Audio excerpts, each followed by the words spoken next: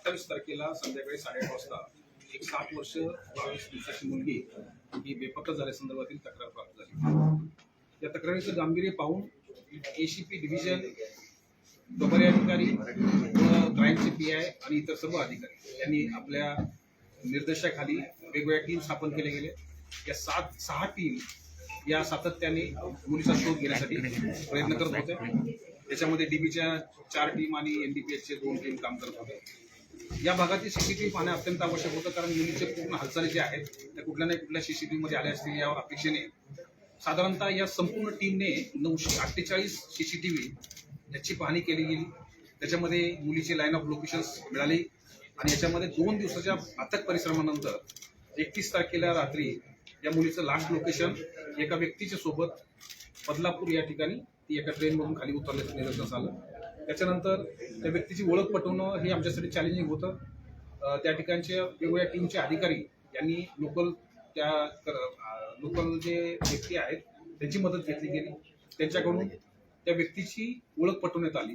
ती व्यक्ती हा स्थानिक व्यक्ती आहे, जाधव नावाची व्यक्ती, सुमित जाधव यांच्याकडे त्याची ओळख पटल्यानंतर त्याच्या घरी ती आमची टीम गेली. घरी ही मुलगी त्या ठिकाणी सुखरूप सापडली.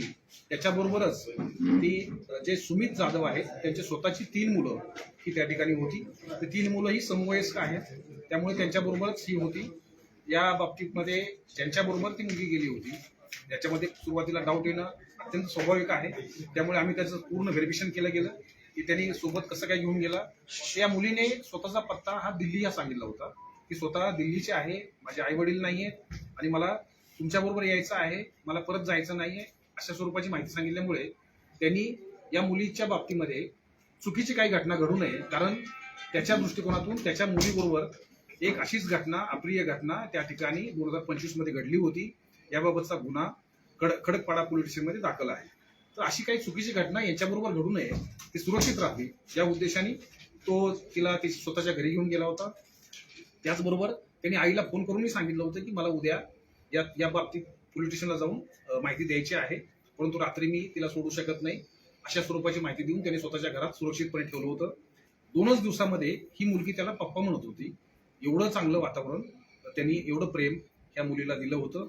या मुलीचे संपूर्ण व्हेरिफिकेशन झालेलं आहे, मेडिकल झालेले आहे, याच्यामध्ये कुठल्याही स्वरूपाची चुकीची माहिती समोर आलेली नाहीये.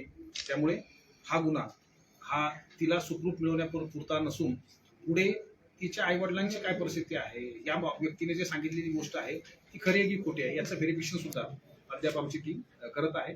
आतापर्यंतच्या व्हेरिफिकेशननुसार हे सिद्ध झालेलं आहे की ज्यांनी घेऊन गेलेला आहे त्याचा मालफाईड इंटेन्शन काही नव्हतं. पुढील तपास PSI Sharma Mumbra police station हे करत आहे. ओके, चला आता कोण हिंदी